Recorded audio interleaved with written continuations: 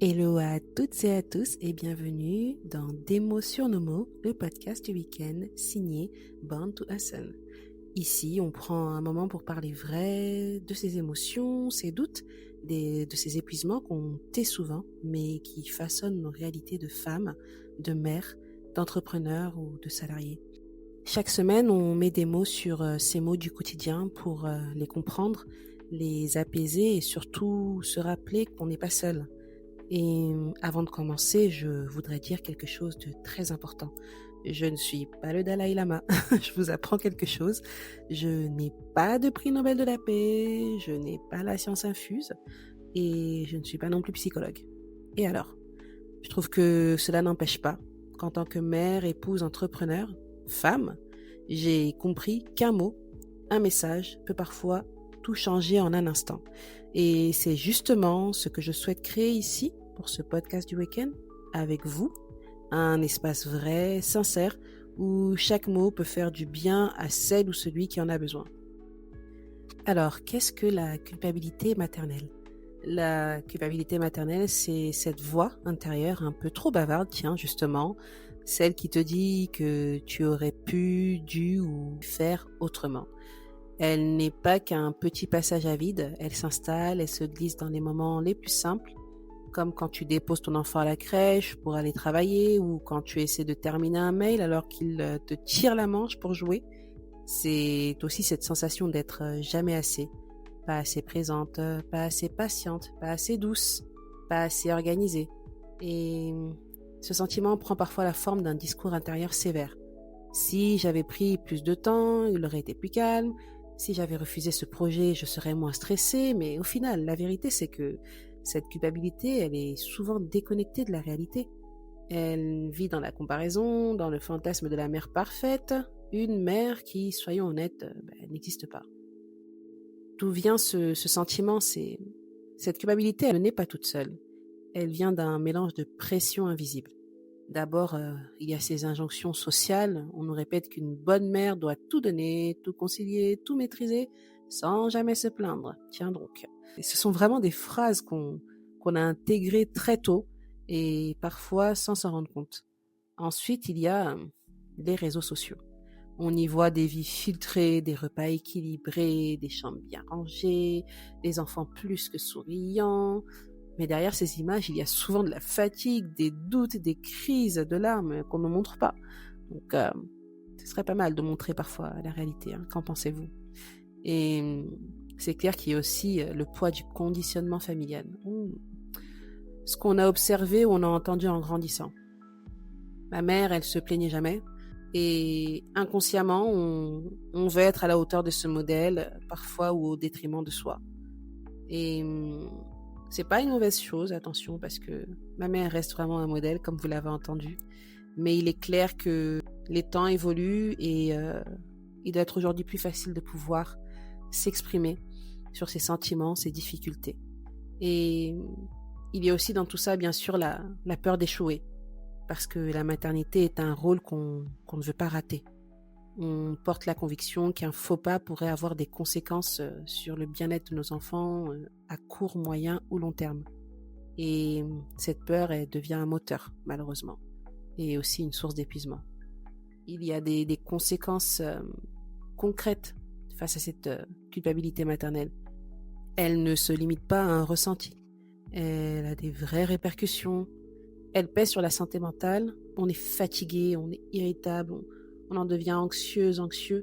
Et il est clair que tu te sens parfois vidé sans savoir pourquoi.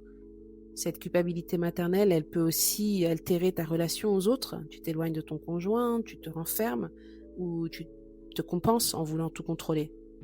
Mais elle t'empêche aussi parfois de dire non, de demander de l'aide, de te reposer sans culpabilité. Et paradoxalement, plus tu cherches à être irréprochable, plus tu t'enfermes dans un cercle vicieux. Tu donnes encore plus, tu t'en veux encore davantage quand tu flanches.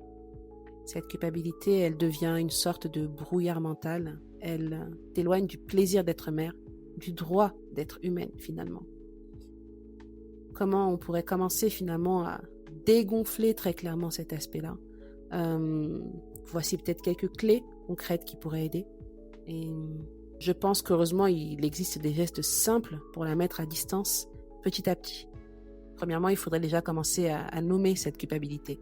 Plutôt que de la fuir, il faudrait la regarder en face. Vraiment à faire un one-to-one, tu vois. Et dis-toi clairement, je me sens coupable. Ce n'est pas une faiblesse, c'est une prise de conscience.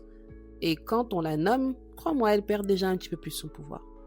Et il faudrait aussi, en deuxième point, il faudrait éventuellement jauger tout ce qui concerne la responsabilité vs la perfection. Demande-toi, ai-je réellement manqué à une responsabilité ou est-ce que je me reproche de ne pas être parfaite? Tu verras souvent que la réponse te libère. Troisièmement, il faudrait que tu te poses des limites. Tout ne doit pas et ne peut pas être fait par toi. Il faut que tu apprennes à déléguer. Et à déléguer, ce n'est pas abandonner. C'est préserver ton énergie pour ceux qui comptent vraiment. Quand tu commenceras à déléguer, tu verras que tu commenceras à dégager du temps pour toi. Donc tu réussiras à aller mieux, mentalement, physiquement. Et tu seras tellement plus à même de répondre positivement à tes enfants ou à ton entourage.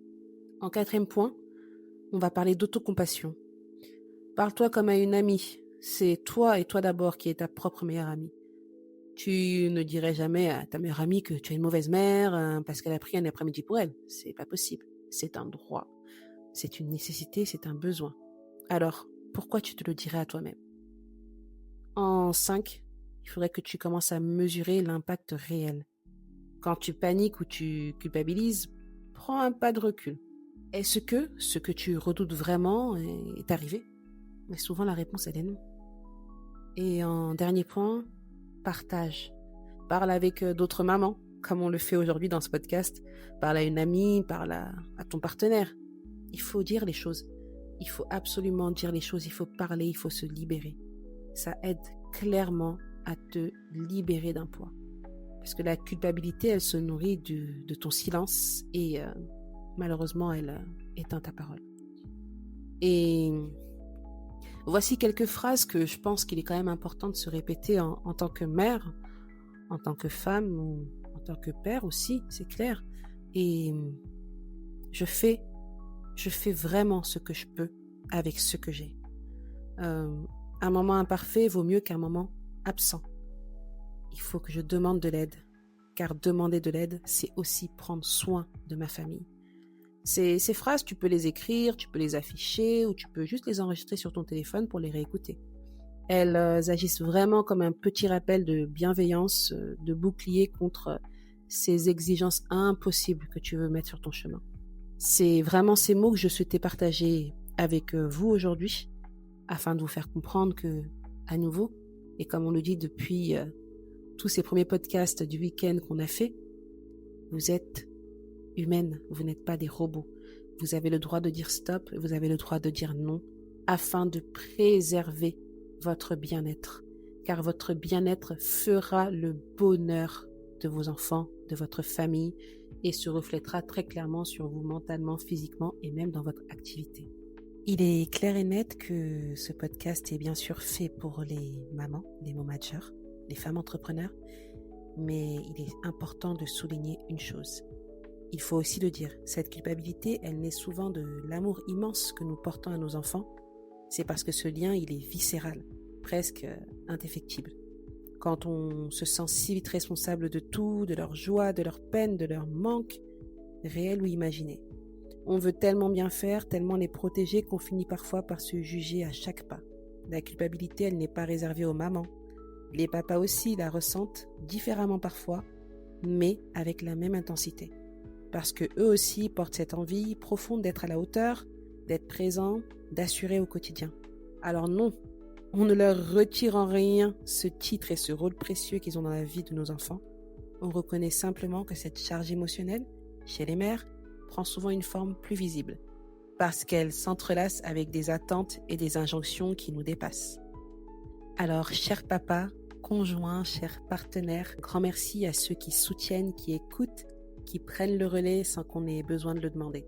Vous jouez un rôle essentiel, souvent dans l'ombre, mais toujours avec le cœur. Parce que oui, premièrement, être parent, c'est d'abord être une équipe.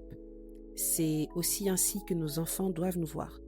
Que vous soyez encore ensemble, séparés ou pas forcément mariés, peu importe, mais toujours unis dans l'amour et le respect que nous devons apporter à nos enfants.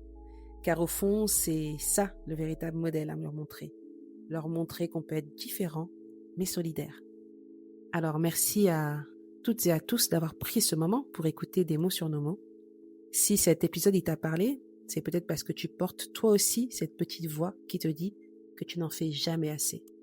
Alors rappelle-toi bien une chose, tu n'as pas besoin d'être parfaite pour être une bonne mère. Tu as juste besoin d'être présente et d'être à l'écoute de toi-même. Grâce à cela, tu sauras être à l'écoute de tes enfants, de ton partenaire ou de ta partenaire et être à l'écoute de ton environnement. Alors, je vous souhaite de passer un doux week-end. Prenez soin de vous, prenez soin de vos proches et surtout à très bientôt pour un nouvel épisode. Bye bye.